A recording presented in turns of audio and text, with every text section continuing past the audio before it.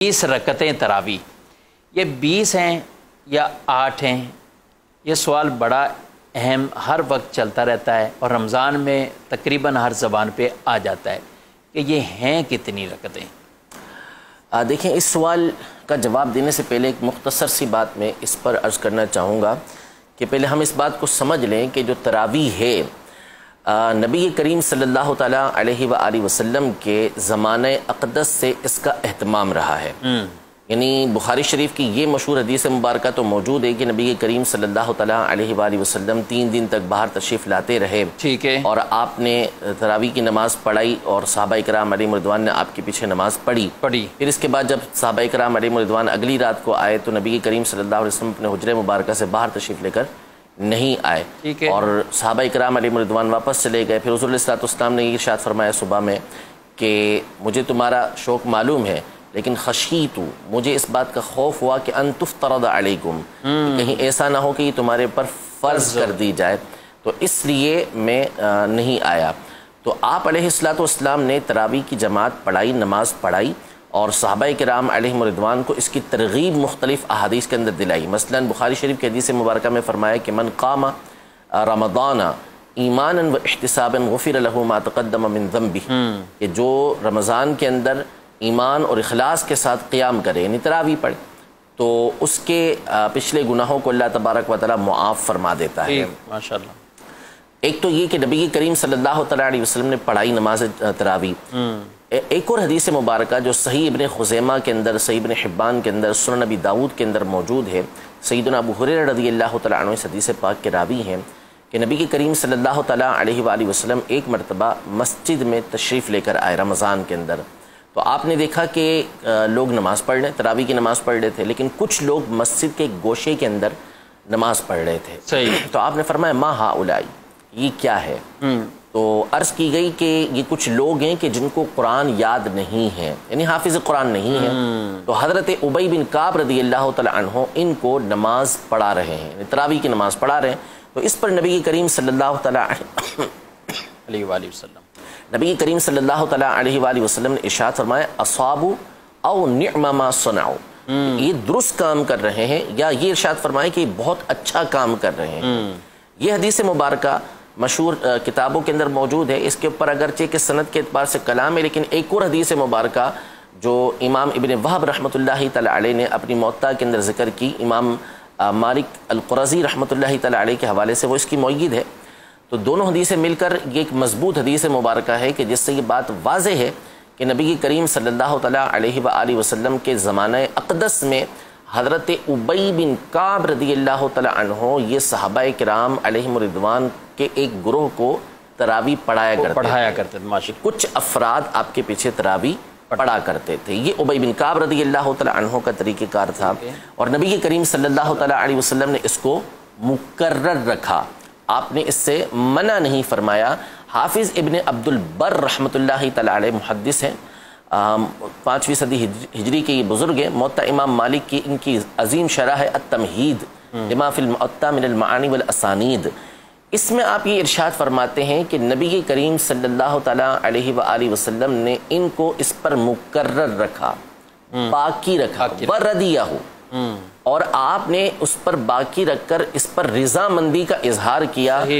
فذالک سنت، اور نبی کریم صلی اللہ تعالیٰ علیہ وآلہ وسلم جب اس طرح کا فعل فرمائے تو وہ سنت ہوتی ہے۔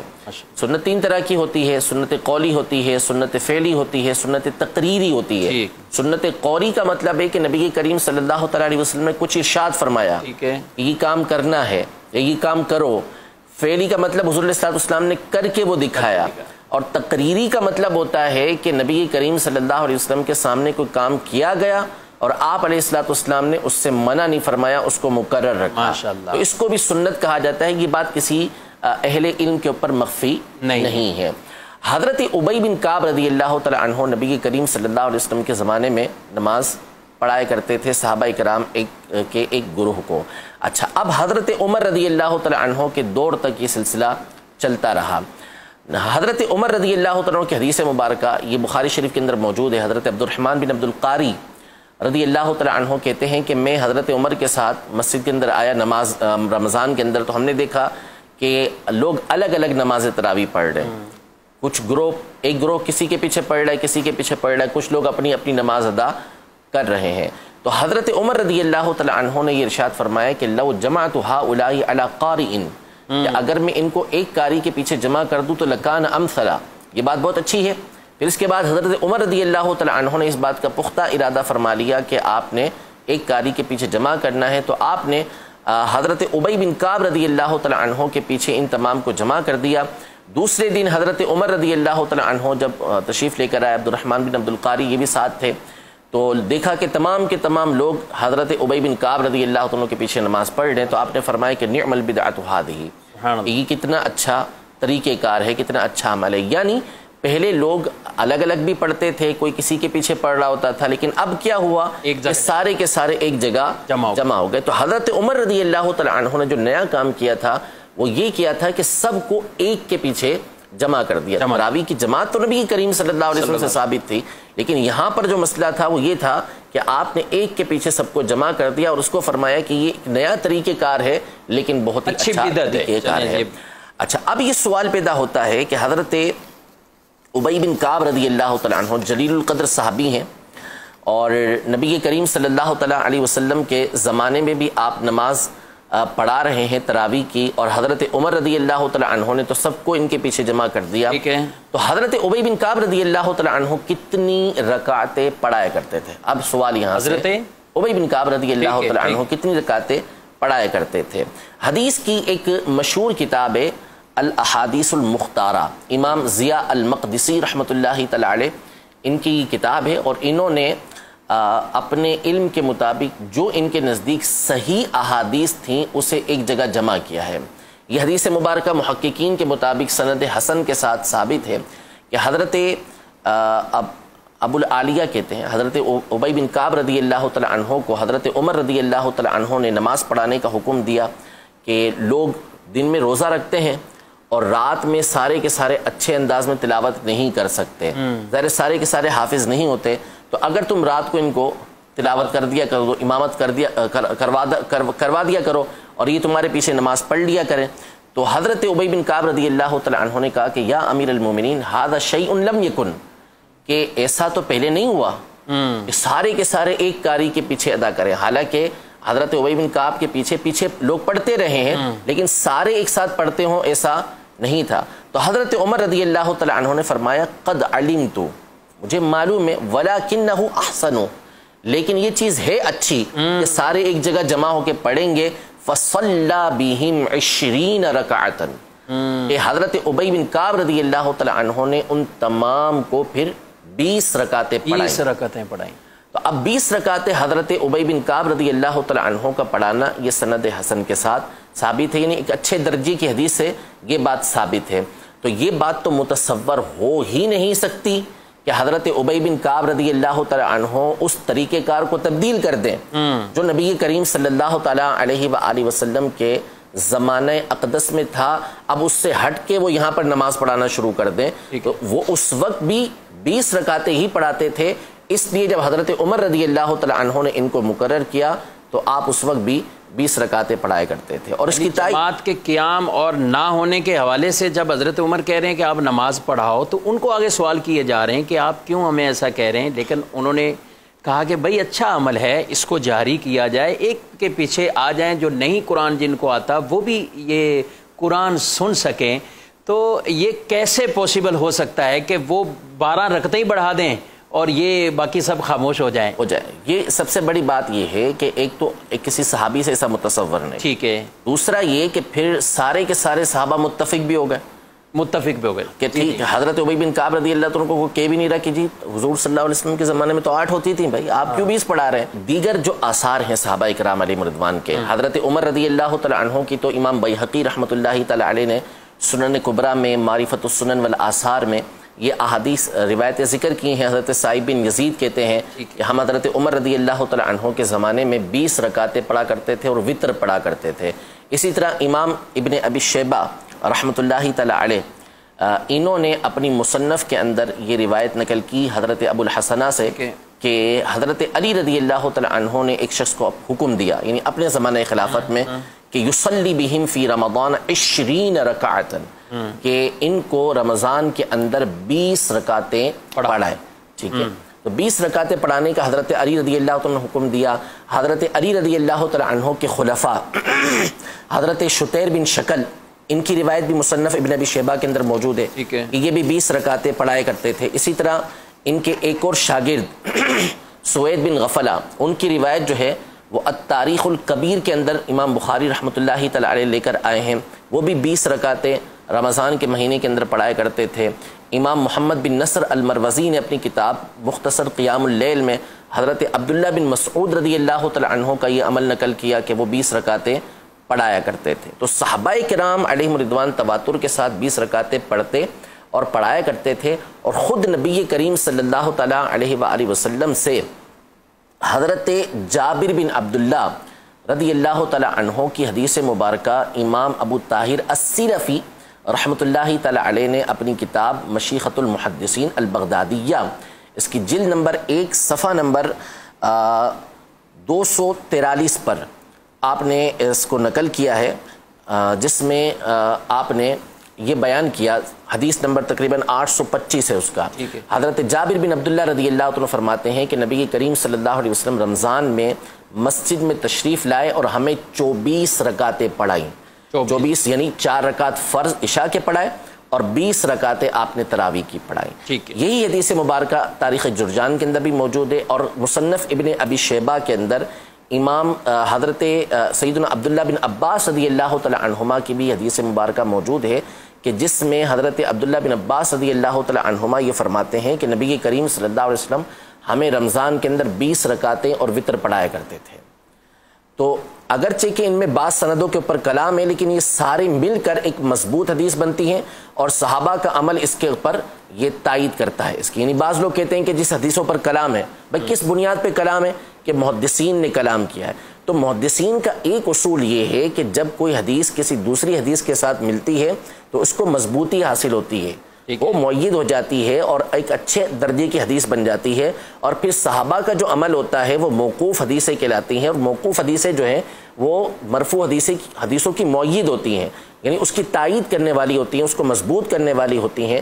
تو یوں یہ تمام کا تمام ایک انتہائی مضبوط دلیل کے ساتھ ثابت ہے کہ نبی کریم صلی اللہ علیہ وسلم کے زمانے سے لے کر ہمارے زمانے تک، حرم سے لے کر پاکستان تک، مشرق سے مغرب تک آپ چلتے چلے جائیں تو آپ کو دنیا میں ہر مقام پہ تقریباً 20 رکعتیں پڑھنے والے ہی ملیں گے. یہ چند لوگ آپ کو پاک و ہند وغیرہ کے اندر ملیں گے کہ جن کا یہ موقف ہے، اور یہ بھی تقریباً 1830-40 کے قریب جو ہے نا وہ پہلا فتویٰ نکلا کہ جی 20 کی جگہ 8 رکعتیں پڑھی جائیں، ورنہ اس سے پہلے ہر مقام پر 20 رکعتیں ہی ہوا کرتے تھے. نبی پاک صلی اللہ علیہ وسلم نے 24 جو پڑھائیں اس میں بھی 20 رکعتیں، صحابہ الگ الگ پڑھتے رہے 20 رکعتیں، جماعت پر جمع ہوئے 20 رکعتیں، اور آج تک یعنی خلفاً سلفاً یہ جو انداز رائج ہے وہ 20 رکعتوں کا. یہ 20 رکعتوں کا. حدیث میں جو ایک پوسٹ وائرل ہوتی ہے نا کہ اماں عائشہ صدیقہ رضی اللہ عنہا سے جب پوچھا گیا، اور یہ حدیث بھی بخاری کی ہے،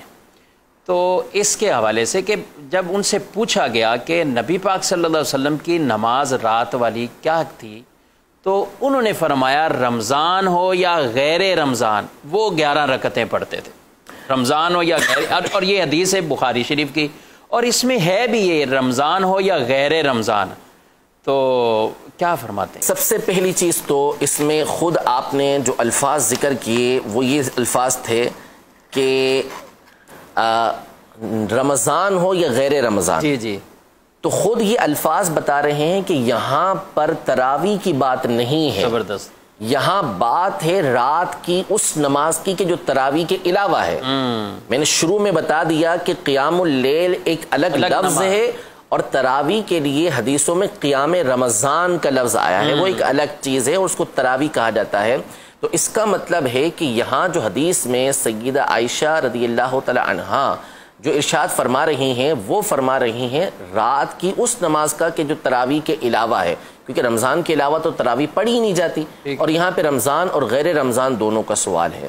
دوسری بات یہ کہ اس حدیث مبارکہ میں حضرت عائشہ رضی اللہ تعالی عنہا کا ایک سوال ہے کہ نبی کریم صلی اللہ تعالیٰ علیہ وآلہ وسلم سے اس میں انہوں نے یہ جو 11 رکعتوں کی بات ہے نا، 11 رکعتوں سے مراد کیا ہے کہ 8 رکعتیں نفل پڑھے اور 3 رکعت وطر پڑھے، کیونکہ آپ علیہ السلام کا معمول تھا کہ آپ وطر جو ہے وہ تہجد کے آخر کے اندر پڑھا کرتے تھے، آخر کے اندر تہجد پڑھا کرتے تھے۔ تو حضرت عائشہ رضی اللہ تعالی عنہا نے نبی کریم صلی اللہ علیہ وسلم سے بخاری شریف کی اس حدیث مبارکہ کے آگے ہی حدیث مبارکہ ہے کہ سوال یہ کیا کہ یا رسول اللہ صلی اللہ تعالی علیہ وسلم اتنام قبل ان توتیرا، کہ آپ صلی اللہ تعالی علیہ وسلم وطر ادا کرنے سے پہلے آرام فرماتے ہیں؟ تو نبی کریم صلی اللہ تعالی علیہ وسلم نے ارشاد فرمایا کہ میری آنکھیں سوتی ہیں، دل نہیں سوتا، دل جاگ رہا ہوتا ہے میرا، تو یعنی ایسا کوئی اندیشہ ہی نہیں ہے کہ وطر ضائع ہو جائیں گے۔ اب یہاں پر جو بنیادی اعتبار سے بات ہے وہ یہ ہے کہ یہ جو نماز تھی یہ اٹھ کر نبی کریم صلی اللہ علیہ وسلم پڑھا کرتے تھے، آرام فرماتے تھے، پھر اس کے بعد پڑھتے تھے۔ تراویح کب پڑھی جاتی ہے؟ سونے سے پہلے پڑھی جاتی ہے، نہ کہ سونے کے بعد پڑھی جاتی ہے، تو اس کا مطلب ہے کہ یہ تراویح کے علاوہ کوئی اور نماز تھی۔ تیسری بات یہ کہ تراویح پڑھنے کا جو سلفن خلفن طریقہ کار ہے وہ کیا ہے، 2 رکعتیں کر کے پڑھی جاتی ہیں، اگرچہ کہ 4 رکعتیں بھی پڑھی جا سکتی ہیں، 8 رکعتیں بھی پڑھی جا سکتی ہیں، لیکن ہمیشہ معمول کیا رہا ہے، چاہے وہ 8 پڑھنے والے ہوں چاہے 20 پڑھنے والے ہوں، 2 کر کے پڑھتے ہیں۔ اسی حدیث مبارکہ میں جو آپ نے ذکر کی اس میں یہ ہے کہ نبی کریم صلی اللہ تعالی علیہ وسلم 4 رکعتیں پڑھتے تھے۔ فلا تسل عن حسنہن و طولہن، حضرت عائشہ نے فرمایا 4 رکعتیں پڑھتے تھے، ان کے طول اور خوبصورتی کے بارے میں نہ پوچھ کہ کتنی لمبی پڑھا کرتے تو کتنے بہترین انداز میں نبی کریم صلی اللہ علیہ وسلم نماز پڑھا کرتے تھے، پھر 4 رکعتیں پڑھتے تھے، پھر اس کے بعد 3 رکعتیں ادا کیا کرتے تھے۔ یہ بات تو اس کا مطلب ہے کہ یہ طریقہ کار ہی جدا تھا، یہ رات کی نماز تھی کہ جو 4 کر کے نبی کریم صلی اللہ تعالی علیہ وسلم پڑھا کرتے تھے۔ آخری بات، یہ جو نبی کریم صلی اللہ تعالی علیہ وسلم کا طریقہ کار ہے کہ آپ 11 رکعتیں رمضان اور غیر رمضان میں تہجد کے اندر پڑھا کرتے تھے، یہ اکثری ہے، اغلبی ہے، ہمیشہ ایسا نہیں تھا۔ بخاری شریف کے اسی مقام پر حضرت مسروق نے جب حضرت عائشہ رضی اللہ تعالی عنہا سے سوال کیا کہ نبی کریم صلی اللہ علیہ وسلم کی رات کی نماز کا کیا معاملہ تھا، تو حضرت عائشہ رضی اللہ تعالی عنہا نے فرمایا کہ 7 و 9 و 11، تو حضور علیہ السلام کبھی 7 پڑھا کرتے تھے، کبھی 9 پڑھا کرتے تھے، کبھی 11 پڑھا کرتے تھے، اور بعض دیگر روایتوں کے اندر بخاری مسلم کی روایتوں سے یہ بات ثابت ہے کہ اس سے بھی زیادہ نبی کریم صلی اللہ علیہ وسلم پڑھا کرتے تھے۔ تو اس کا مطلب ہے کہ یہ تراویح نہیں ہے، یہ رات کے تہجد ہیں جس میں نبی کریم صلی اللہ تعالیٰ علیہ وآلہ وسلم مختلف اوقات میں مختلف رکعتیں پڑھا کرتے تھے۔ تراویح کی جو نماز ہے وہ بالکل جداگانہ نماز ہے، اس کا جداگانہ نام ہے، اس کا جداگانہ پڑھنے کا طریقہ کار ہے، اور وہ سونے سے پہلے عمومی طور پہ پڑھی جائے۔ ماشاءاللہ۔